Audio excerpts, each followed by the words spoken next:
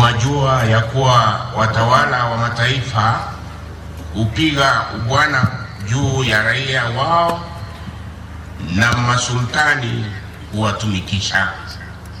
Lakini kwenu isiwe hivyo, bali apendaye kuwa mkubwa wenu awe mtumishi wenu, na apendaye kuwa wa kwanza wenu awe mtumishi wenu. Kwa mapadre wapenzi na mashemasi na watawa wetu wa kiume na wa kike, kwa wazazi na familia ya hawa ndugu zetu wanaoenda kupokea daraja ya upadre, kwa paroko na Wakristu wa parokia yetu ya Shitoli na Wakristu walioandamana kutoka katika parokia mbalimbali, na hasa parokia ya Ishisiru na Katedrale, na wale waliosafiri kutoka mbali na karibu, mahujaji wa matumaini, pamoja kwa sala Mirembe Bosi, Mirembe Handi, Mirembe cha kusasidoti, Mirembe cha Kristo. Wakristo wa Shitoli mko? Tunashukuru kwa makaribisho yenu na ukarimu wenu wa kutupokea katika hii parokia ambapo tunasherekea misa takatifu kwa ajili ya kumshukuru Mungu kwa ajili ya kipaji cha wito.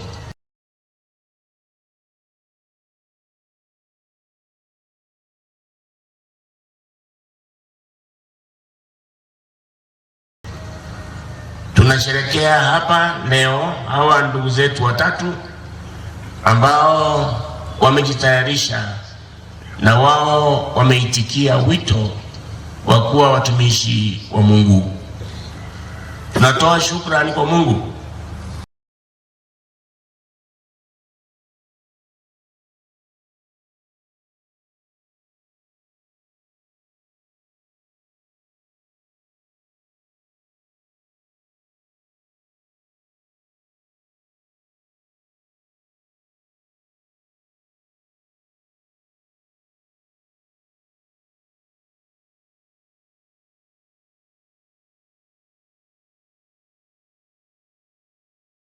kwa kuwaita na wao kuitikia. Tunawashukuru wazazi wao na walezi wao, wale ambao waliwalinda ili wakaweza kumtumikia Mungu. Kwa hivyo wazazi wa hawa mashemasi wetu watatu, shukrani kwenu na muendelee na imani. Kazi haijaisha, kazi yenu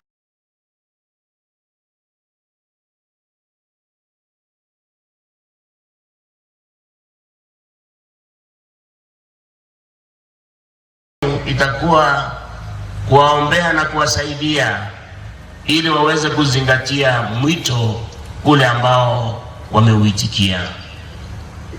Tunawashukuru Wakristo wa tabaka mbalimbali, wale ambao waliwasaidia popote walipokuwa ili waweze kufanya kazi ya Bwana. Wakiwa waseminaristi waliweza kwenda katika parokia mbalimbali wakifanya kazi kati yenu na kwenu, na sisi tunawashukuru kwa hiyo kazi. Na wao wakisha kuwa mapadre wanateuliwa tena, wanatuma kwenu, muendelee kuwasaidia kwa hali na mali, mkiwaombea ili watekeleze majukumu yao vizuri. Hii haingewezekana isingekuwa ni mapadre wale ambao sasa wao watajiunga nao katika taifa la kuhani, wale ambao wako katika jimbo, ambao wamekaa nao, ambao wamewaongoza, ambao wamewafundisha, ambao wamewaelekeza, na kufikia sasa wameweza kusema ya kwamba wanaweza kupewa daraja ya upadre. Mapadre, kazi yenu haiishi, kwa sababu hata wao wamekuwa mapadre. Sio ya kwamba katika upadrisho mtu anapata kujua kila kitu mara moja, lakini pia wanahitaji uelekezi wenu, wanahitaji imani yenu, wanahitaji muweze kuwapokea kama ndugu zenu. Ishara ya kuwawekea mikono ya mapadre ni ishara ya kualika katika kikundi cha ukuhani, na hivyo basi mnapowawekea mikono mnawaambia karibu na tufanye kazi pamoja, kwa sababu kazi ya Mungu ni nyingi. Tunawashukuru wale ambao waliwafundisha formators wetu, walipitia katika seminari mbalimbali na walipata mapadre ambao walikubali kuwaelekeza formation, na hiyo ni muhimu katika ile kazi ambayo wataifanya. So we thank all the formators who work tirelessly to form young men to be more responsible to Christ up to the day when they receive the sacrament of ordination. Tunawashukuru wote marafiki ambao wameweza kuwasaidia kwa njia nzuri ili waitikie huo mwito, kwa neno moja la kuwapa moyo, la kusafiri nao, kuwasaidia hapa na pale ili waweze kuendelea mbele. Wakristo wengi wanapenda waseminaristi, wanapenda mapadre na wanasaidia hao wafanye kazi yao. Wengine wao wanajitolea hata kwa hali na mali ili waone ya kwamba au mapadre au waseminaristi wanafanya kazi yao, na hao wote tunawashukuru.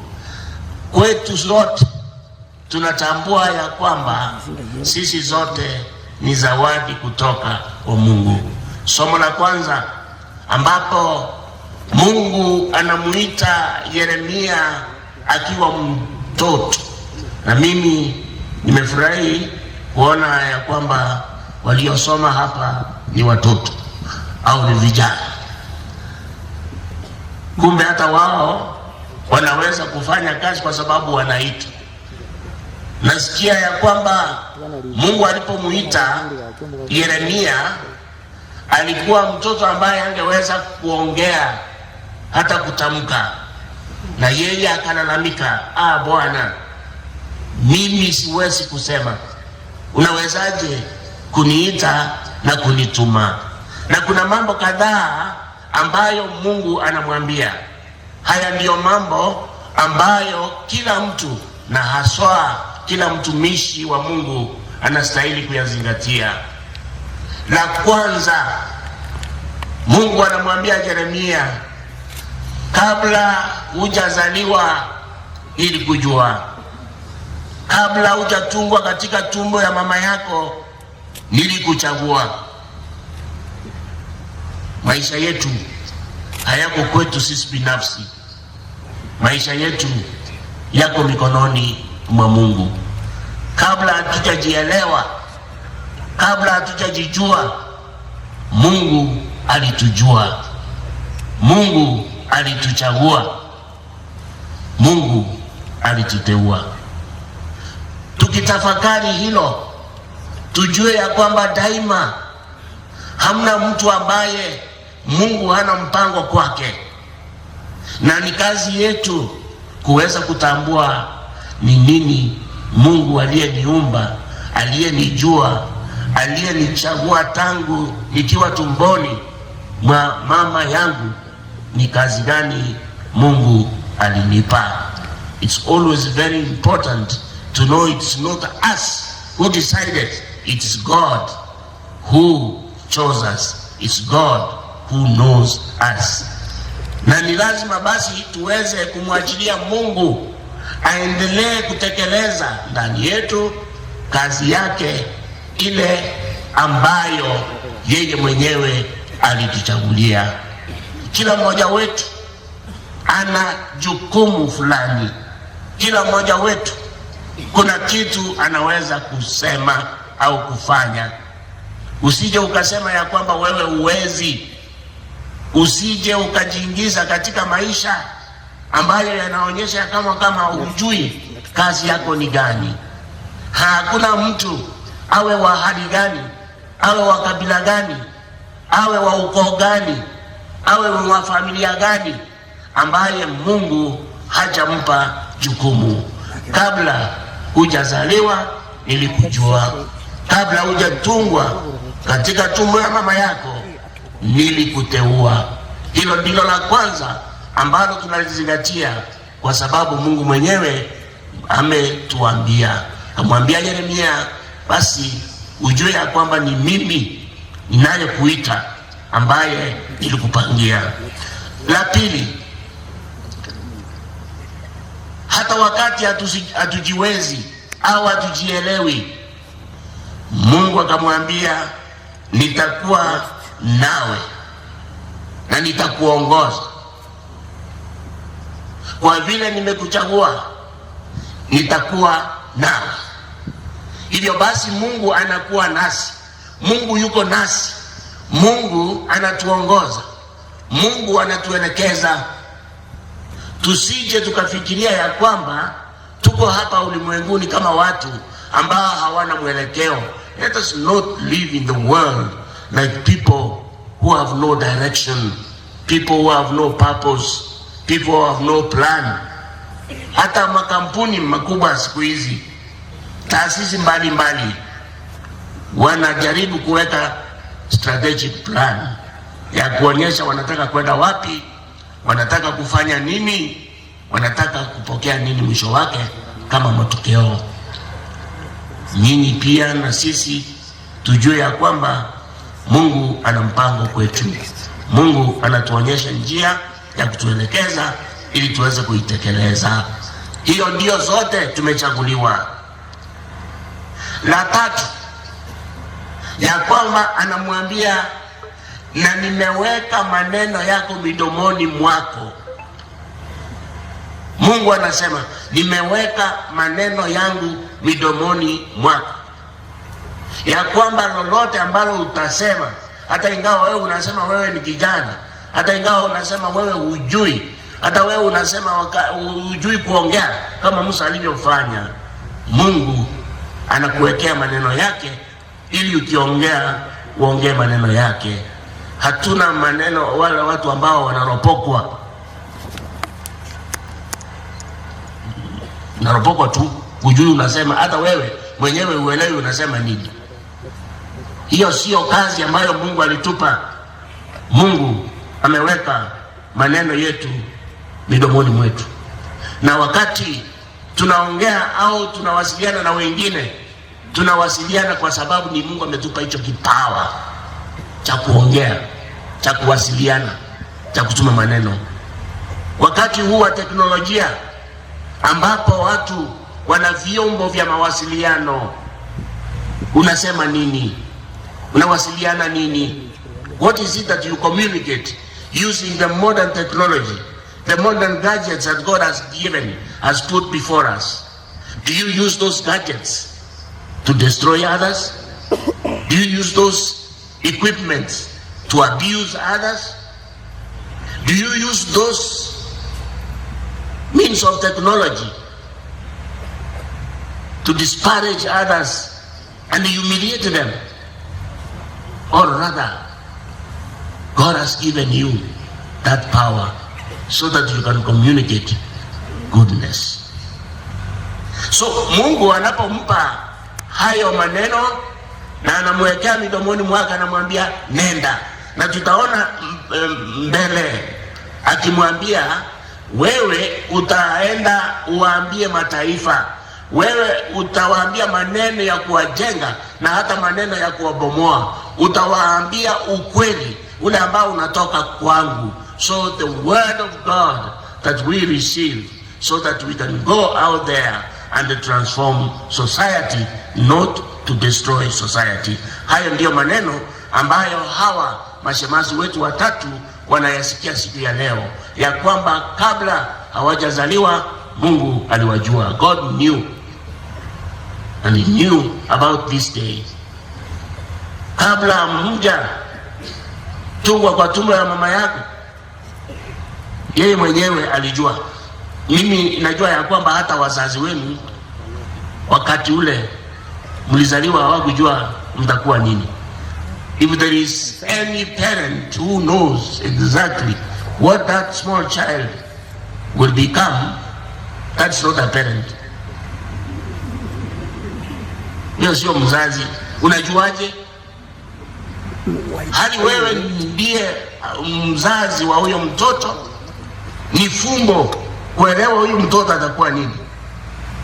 Ingekuwa hivyo, watu wengi wangepigania wawe presidents au governors au MPs. Zamani wafalme walikuwa wakichaguliwa, waliamini ya kwamba ni Mungu. Hata wao walikuwa nusu Mungu, na wao walijua ya kwamba mtoto yeyote ambaye alikuwa anazaliwa katika hiyo familia, huyo ni mfalme. Hiyo ni mipango ya wanadamu. Mpango wa Mungu ni ya kwamba ametuchagua kila mmoja wetu, yeye mwenyewe anajua. Hawa watatu Mungu aliwajua na amewaita. Wao wenyewe hawezi kuwa na uhakika kama kile ambacho wameitiwa ndicho hiki. If you are very sure that that's what God has called you to, then something is also wrong. You are responding to what you believe that God has called you to be. And each day of your life now, you will try to listen to God to tell you exactly why he called you. And they will try always to help you to understand your vocation. Somo la pili, Paulo anasisitiza neno la upatanisho au mapatanisho au msamaha. Anasema Mungu kwa njia ya Yesu Kristo ameweza kuupatanisha ulimwengu.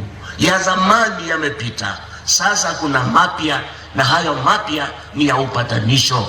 He keeps on talking about God, how God has reconciled the world with himself. Na kule kupatanisha ndiko kuleta mwanadamu karibu na Mungu. Kwa nini? Kwa sababu kwa dhambi mwanadamu ameenda mbali na Mungu. Kwa sababu ya dhambi mwanadamu amemsahau Mungu. Kwa sababu ya dhambi mwanadamu amesahau mwanadamu mwenzake. Kuna uhasama kati ya watu kwa sababu ya dhambi. Na wakati Yesu Kristo anakuja ulimwenguni ili aweze kuupatanisha ulimwengu, ili aweze kuwapatanisha wanadamu, ili aupatanisha ulimwengu na Mungu. Na Mungu anafanyaje hilo? Analifanya kupitia kwa hawa wale ambao amewateua. So what you become, you who are now going to respond, yes, I do. You are going to work hard to reconcile humanity with God. You are reconcilers. Sio nyinyi ambao mnaenda sasa kuleta uhasama. Sio nyinyi ambao mnaenda kuleta mgawanyiko kati ya watu, iwe ni kwa maneno au ni kwa matendo.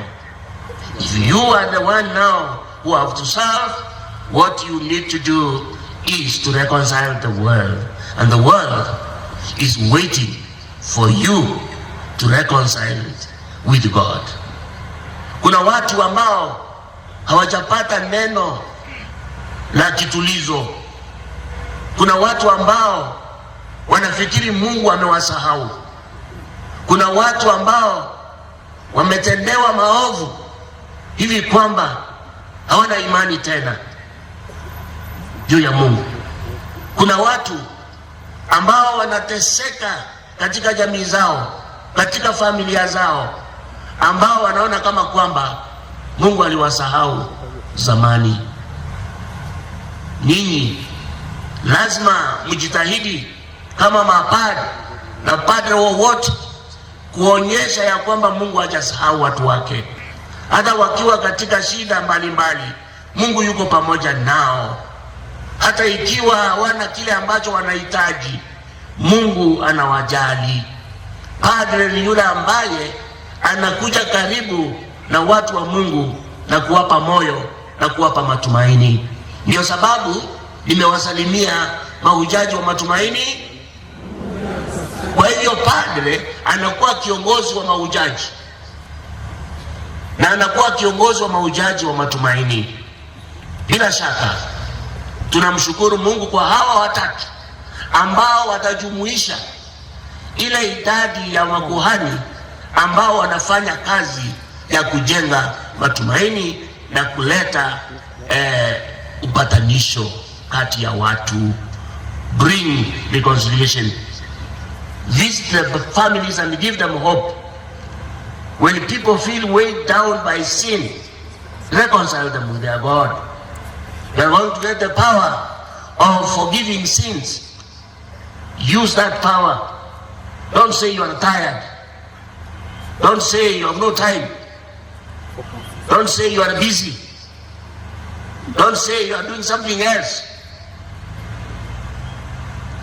Mtakatifu Yohana Maria Vianney alijulikana sana sio kwa masomo yake. Alijulikana sana sio kwa mambo alikuwa anafanya. Alijulikana kwa sababu alichukua muda mwingi katika sanduku la kitubio kuliko popote pale. Watu wakiwatafuta, mtu akija aseme ninamtafuta fada. Kuna wale watu ambao wanakuja kwa parokia. Wakristo, wakati mnatafuta fada, mtafute kwa sanduku la kitubio.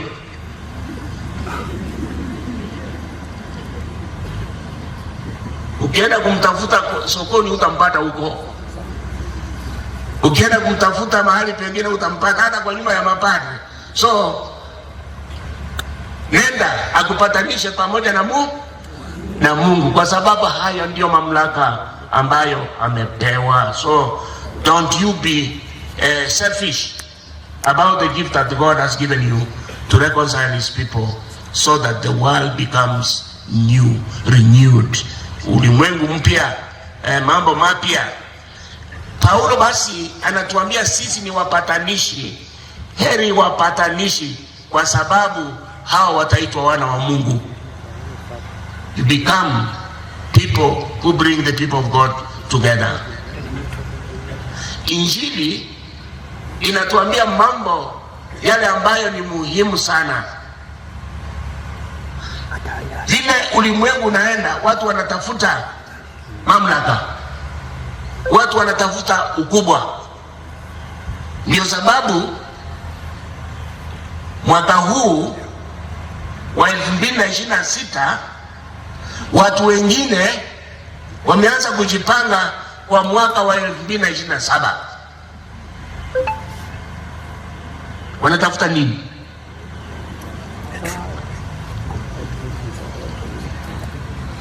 Wanatafuta power.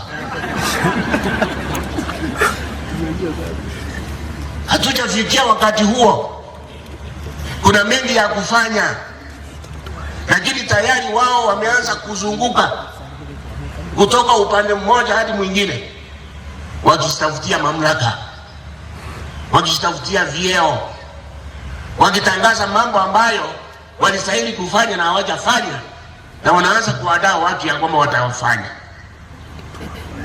Hao ni walimwengu na Yesu ameongea juu yao. Unajua, hapa katika ulimwengu watawala wa mataifa upiga ubwana wao, wanaenda wakijidai wao ndio mabwana, wanaweka mamlaka yao na kuwatumikisha watu. Wanatumia vijana kuleta vurugu kuliko kuwasaidia hao vijana wawe na matumaini. Kazi ya padre ni gani? ni kutafuta power. Nyinyi watatu unataka nini?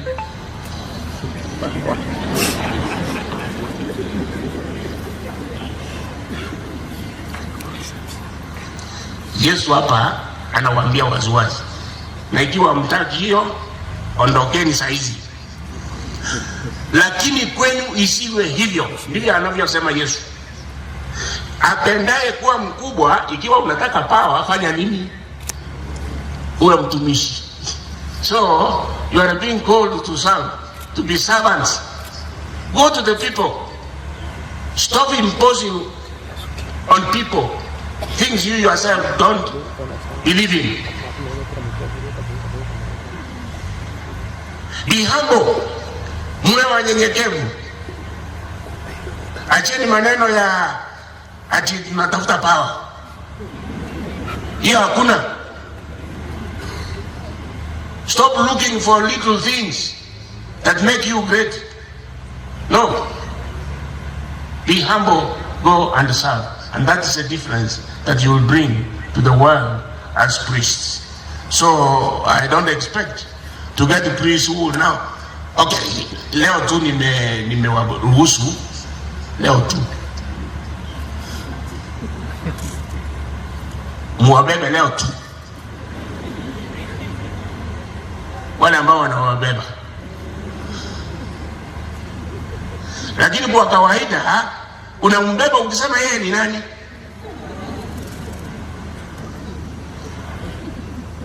Sometimes hata sisi Wakristo tunachanganyikiwa. Mnataka mtumishi, nataka mtu sasa anakuwa tembea na yeye anapokea upadi pia atembee na nyinyi, sio kubeba kama ni mkubwa wenu ambaye ana power. Anaanza, you know the difference is with what's the difference with the politicians? For them now they have open vehicles. They are waving at people. Wachana na hiyo maneno. Tembea na watu kwa sababu umetumwa kutoka kwa watu ili ufanye kazi kwa watu. So nyinyi wakianza hivyo, tembea na wao. Wave them at them while you are walking with them. That's what Jesus did. So isiwe hivyo kwenu, bali apendaye kuwa mkubwa wenu awe mtumishi wenu. Na utumishi ambao tunaongea juu yake sio ule utumishi wao. Wanasema mimi ni mtumishi wenu hapa, mnipigie kura ili niwatumikie. Akipata hizo kura anakuwa mtumishi bado? Hapana. Hata ajui watu. Muwe watumishi kweli, watumishi wa watu wa Mungu. Na anasema na aliyekuwa wa kwanza, anayetaka kuwa wa kwanza. When you want to be number one, you be number last. But number last is the meaning you are putting others forward. You're not thinking about yourself. Yesu anatupa mawaida yake. Thus, you people are called by God, trusting in Him because He knew you and He chose you. He says, I will be with you, and Christ will be with you. Is every priest perfect? Now that you have come here, you are going to be laid hands on. Do you become perfect? No. Does every priest deserve this honor? No. None of us deserves. Sio ya kwamba tunastahili. This is what Pope John Paul called the audacity of God. The audacity of God is where God chose us despite our weaknesses and unworthiness.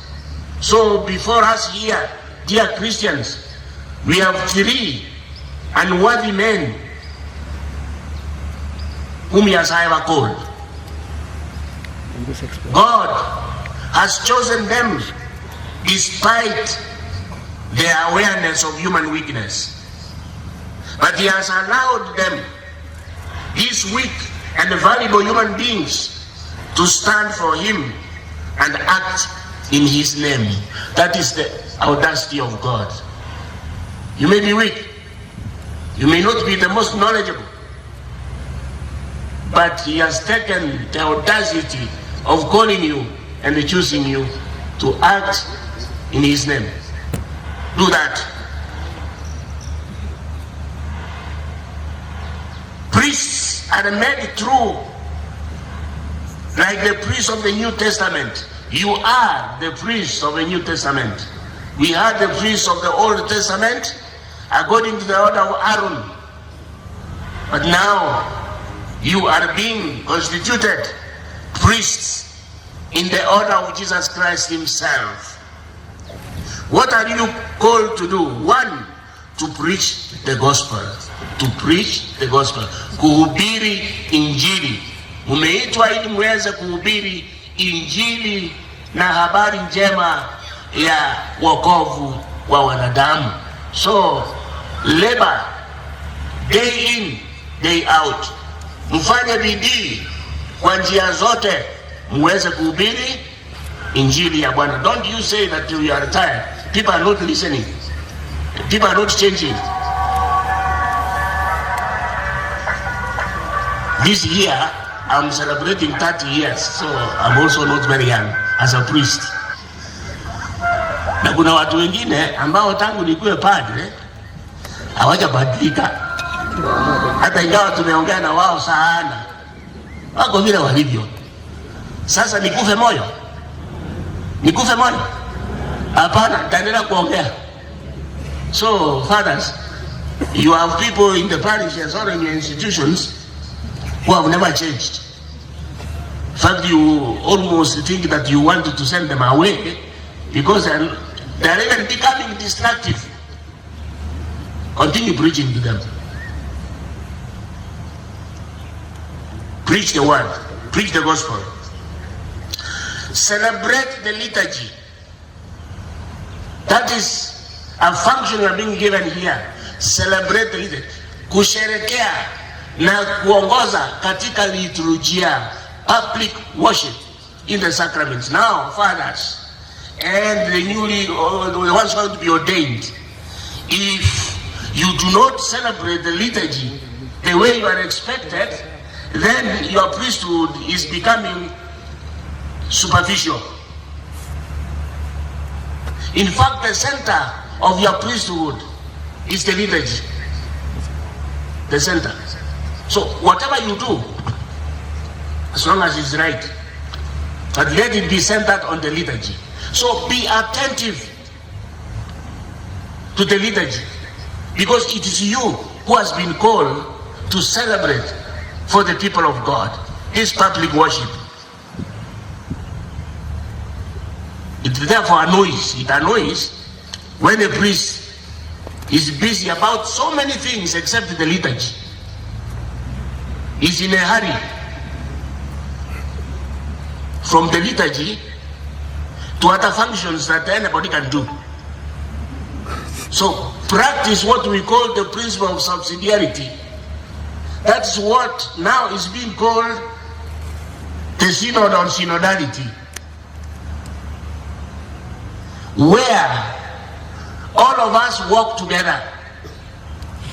As a priest, you are called upon to celebrate with attentiveness, to lead the people of God in the act of worship, so that the people can feel the presence of God and they can also respond to God.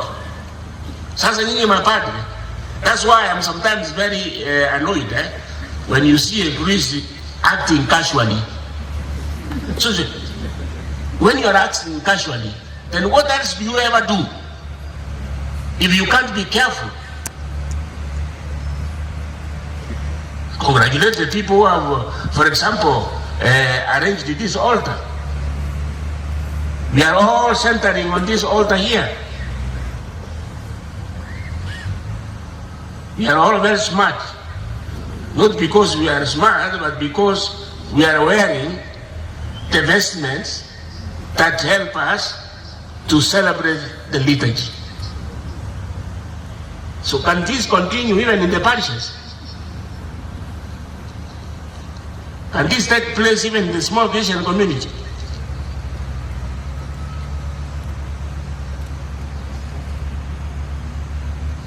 Nini?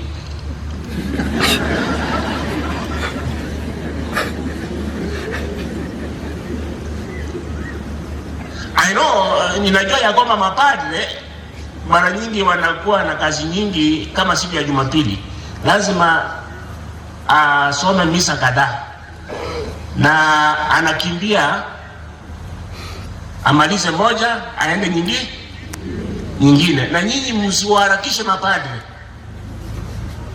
Wakati anakuja kwa misa, mpe nafasi asome hiyo misa kwa utaratibu, ili msikie ya kwamba Mungu yuko pamoja nanyi. Hata ikiwa ya kwamba hiyo ndio misa tu peke yake atasoma, bora isome vizuri. I went to Ethiopia, the Ethiopian Rite, na nikaambiwa ya kwamba Ethiopia, katika ile rite ya Ethiopian wanasoma misa kwa masaa 5 na wana haraka. Kwanza wanaimba kama vile shemazi alivyofanya. So mapadri, imbeni,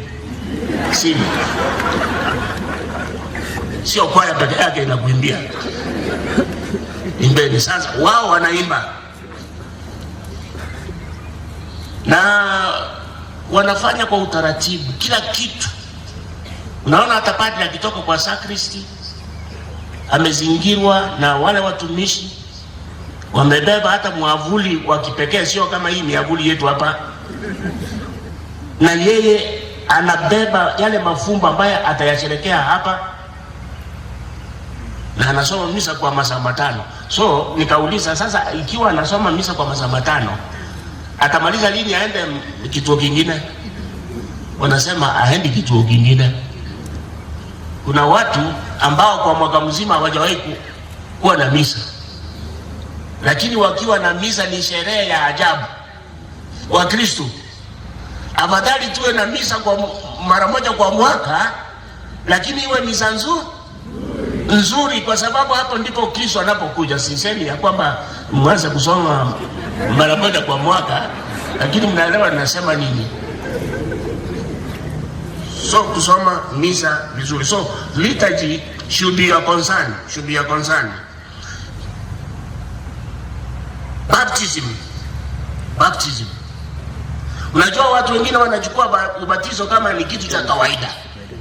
Kesho watoto watabatizwa, sijui Easter hii watabatizwa, lakini ubatizo ni kule kuwaleta watu wawe watu wa Mungu. Did you ever know that in baptism you make men and women to be children of God? So when you celebrate baptism, you are creating the nation of God every day. So cherish it, teach and help them so that people become children of God. Ama mngependa kuwa watu wa Mungu? Tungependa tuwe watoto wa Mungu. Nilikuwa nauliza jana, mtoto wa nyoka ni? Tunajua hivyo, mtoto wa nyoka ni nyoka, na mtoto wa Mungu ni? Sasa hebu jiulize, wewe ni mtoto wa Mungu au ni mtoto wa nyoka?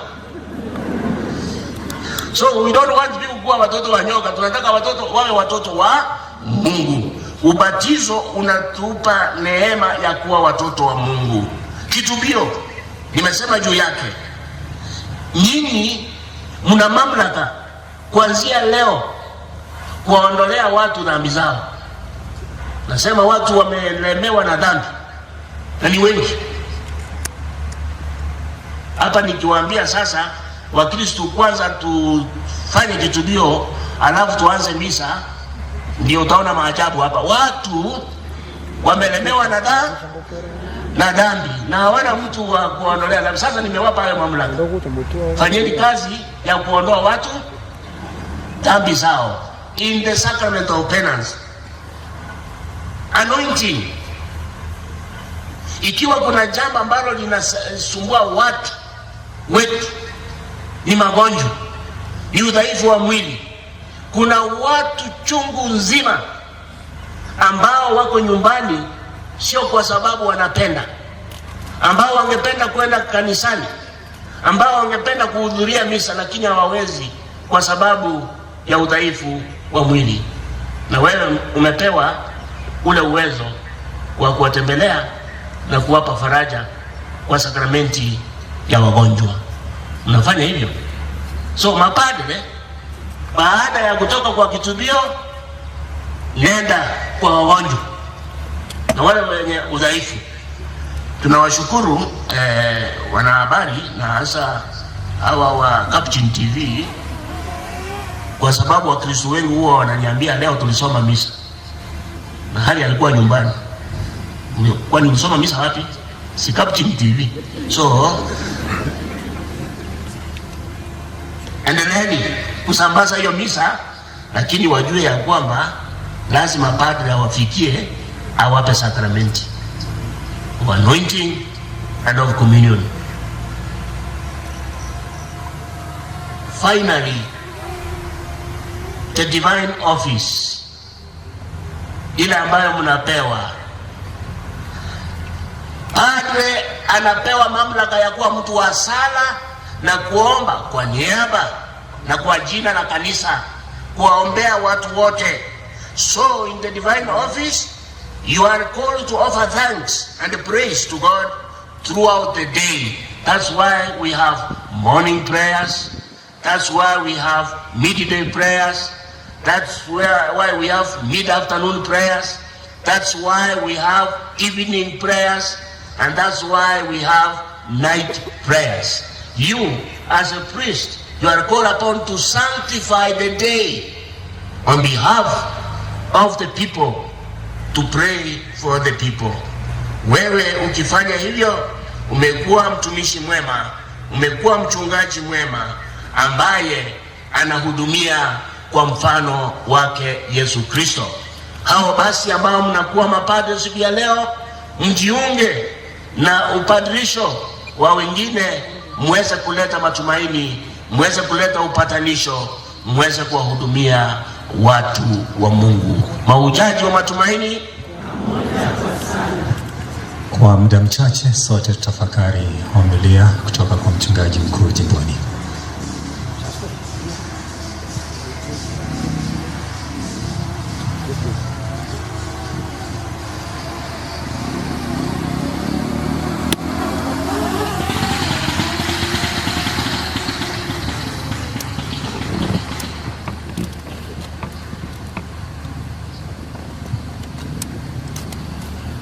Wateule watajongea mbele altari kwa mahojiano ya pamoja kudhibitisha nia yao ya kutaka kuwa mapadre. Barobode balitsa imbere wa umpiskopi wa Marembo